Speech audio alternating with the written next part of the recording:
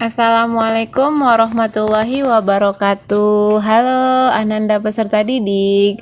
Bertemu kembali di kelanjutan materi kita hari ini, yaitu pendapatan nasional. Yang menjadi kompetensi dasarnya adalah 3.1 menganalisis konsep dan metode perhitungan pendapatan nasional. Sementara yang menjadi indikatornya 3.1.4 menjelaskan metode perhitungan pendapatan nasional. Nah, di pertemuan kedua ini kita akan membahas mengenai pendapatan nasional. Yang pertama itu ada metode perhitungan pendapatan nasional dan yang kedua ada pendapatan per kapita. Metode perhitungan yang pertama ada dengan metode pendekatan produksi, yang mana rumusnya adalah Y sama dengan Q1 dikali P1 ditambah Q2 dikali P2 ditambah Qn dikali Pn. Y itu adalah simbol dari pendapatan nasional. Jadi yang perlu kalian harus ingat, Y adalah simbol dari pendapatan nasional. Sementara P adalah price yang artinya harga dan Q artinya kuantitas. Ini adalah keterangan rumus dari pendekatan produksi. Contoh pendekatan produksi bisa kalian lihat. Tahapan produksi itu ada kapas, harga 5 juta. Benang ada 10 juta. Nah, nilai tambah dari kapas itu 5 juta dan benang 10 juta berarti nilai tambahnya 5 juta ke 10 juta berarti ada 5 juta. Begitu juga dengan kain, harganya 20 juta. Nah, nilai tambah dari 10 juta dan 20 juta itu adalah 10 juta. Begitu juga dengan baju, harganya 35 juta. Nilai tambahnya adalah 20 juta dengan 35 juta itu berarti ada 15 juta. Jadi, nilai tambah untuk pendekatan produksi jumlahnya adalah 35 juta. Dari contoh ini, Ibu harapkan kalian bisa memahami bagaimana perhitungan pendekatan produksi. Jadi, besarnya pendapatan nasional dengan pendekatan produksi yaitu adalah 35 juta. Metode perhitungan pendekatan pendapatan. Yang kedua ya, tadi pendekatan produksi dan yang ini adalah pendekatan pendapatan. Rumusnya adalah Y sama dengan R ditambah W ditambah I ditambah P. Nah, kalian bisa perhatikan rumus ini ditulis dengan huruf kecil semua. Yang mana keterangan rumusnya adalah Y tadi adalah pendapatan nasional, R itu rent atau sewa. Sementara W itu adalah wage atau wages atau upah atau gaji. Ingat ya, penulisan rumus harus ditulis dengan huruf kecil semua. Sementara I kecil itu adalah interest, bunga modal. Sementara P, ini ya, I kan, I itu I kecil, berarti dia interest atau bunga. Dan P-nya adalah profit atau laba. Atau yang sering kalian kenal dengan istilah keuntungan. Nah, ini dia rumus pendekatan pendapatan. Y sama dengan R ditambah W ditambah I ditambah P. Ingat ya, penulisannya dengan huruf kecil.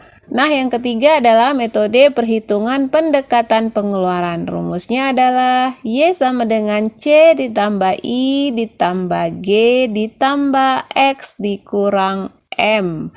Nah, penulisan rumusnya itu dengan huruf kapital semua.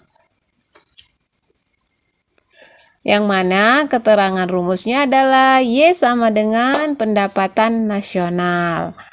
C itu adalah consumption atau konsumsi. Sementara I besar ya, yang kalau yang tadi I kecil, yang ini adalah I besar, itu berarti investasi. Sementara G adalah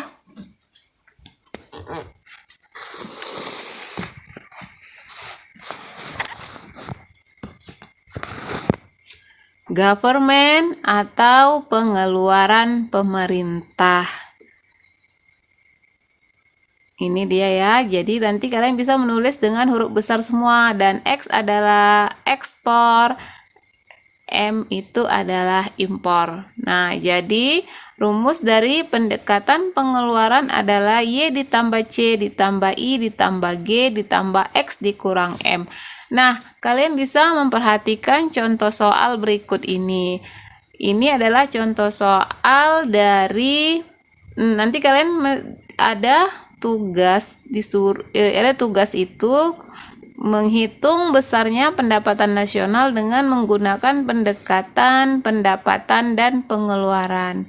Nah, jika diketahui datanya sebagai berikut. Ada pendapatan gaji senilai 5 juta, keuntungan perusahaan 750.000, bunga modal 480.000, pengeluaran konsumsi 10 juta, menyewa tanah 5 juta, investasi pengusaha 7 juta, pengeluaran pemerintah 15 juta, ekspor 8 juta, impor 3 juta.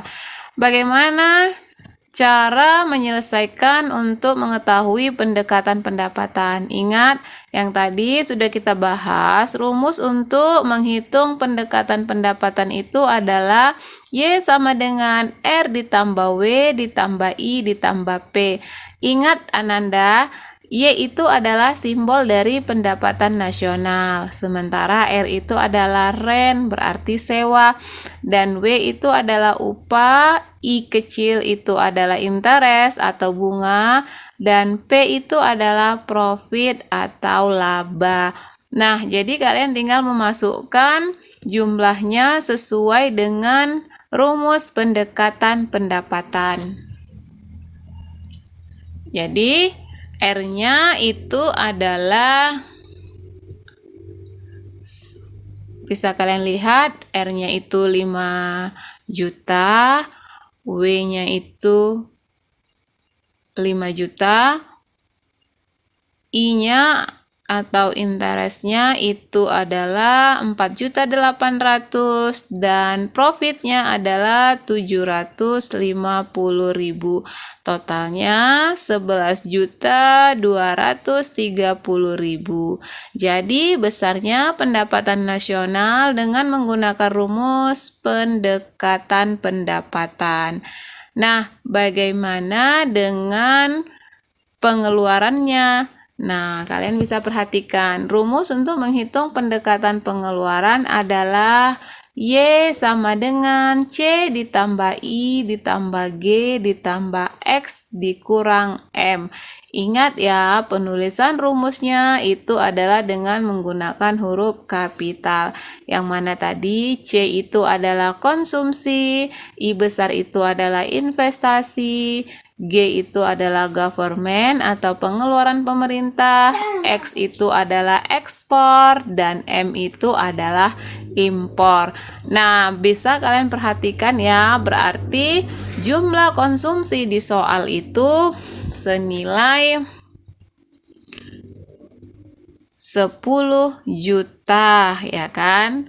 10 juta ditambah investasinya adalah 7 juta dan governmentnya adalah 15 juta ditambah ekspornya 8 juta dikurang impornya 3 juta. Jadi hasilnya adalah 37 juta. Nah, ini jika menggunakan pendekatan pengeluaran. Jadi totalnya adalah 37 juta. Nah, sekarang kita membahas mengenai pendapatan per kapita. Apa itu pendapatan per kapita? Pendapatan per kapita adalah tingkat rata-rata pendapatan penduduk suatu negara pada periode tertentu. Nah, dari pengertian ini berarti kalian sudah bisa membedakan apa itu pendapatan per kapita dan apa itu pendapatan nasional. Kalau pendapatan per kapita itu adalah tingkat pendapatan masing-masing seseorang. Nah, pendapatan per kapita itu sering digunakan sebagai tolak ukur kemakmuran dan tingkat pembangunan sebuah negara. Nih, pendapatan nasional itu jumlah seluruh pendapatan masyarakat. Ya kan? Jadi kalau dia pendapatan nasional adalah jumlah keseluruhan pendapatan masyarakat yang dihitung selama satu periode atau 1 tahun. Sementara kalau dia pendapatan per kapita itu pendapatan rata-rata pendapatan masyarakatnya. Rata-rata pendapatan masyarakat. Kalau dia pendapatan nasional, jumlah seluruh pendapatan masyarakat. Bagaimana dengan perhitungan pendapatan per kapita? Perhitungan pendapatan per kapita bisa dihitung dengan cara GNP sama dengan GNP per jumlah penduduk.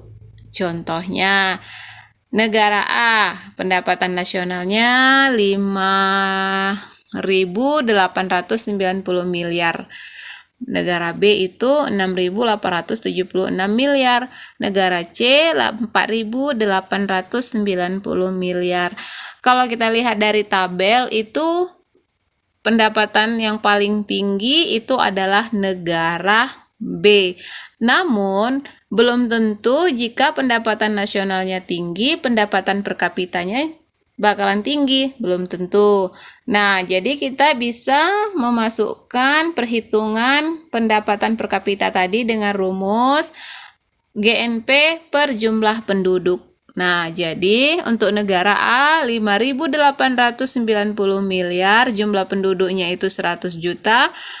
Jadi bisa kita masukkan rumus 5.890 miliar dibagi 100 juta jiwa. Nah, hasilnya adalah 58.900. Begitu juga untuk dengan negara B. 6.876 dibagi dengan jumlah penduduknya adalah 200 juta. Itu hasilnya adalah 34.380. Untuk negara C itu ada 4.890 dibagi dengan jumlah penduduknya adalah 120 juta. Hasilnya adalah 40.750. Nah, jadi pendapatan per kapitanya itu adalah yang paling tinggi adalah negara A dengan jumlah 58.900. Sementara tadi pendapatan nasional yang paling tinggi itu adalah negara B. Jadi, tingginya pendapatan nasional suatu negara belum tentu tinggi juga pendapatan per kapitanya. Oke, sampai di sini perjumpaan kita hari ini, penjelasan hari ini. Ibu harapkan kalian bisa memahaminya. Assalamualaikum warahmatullahi wabarakatuh.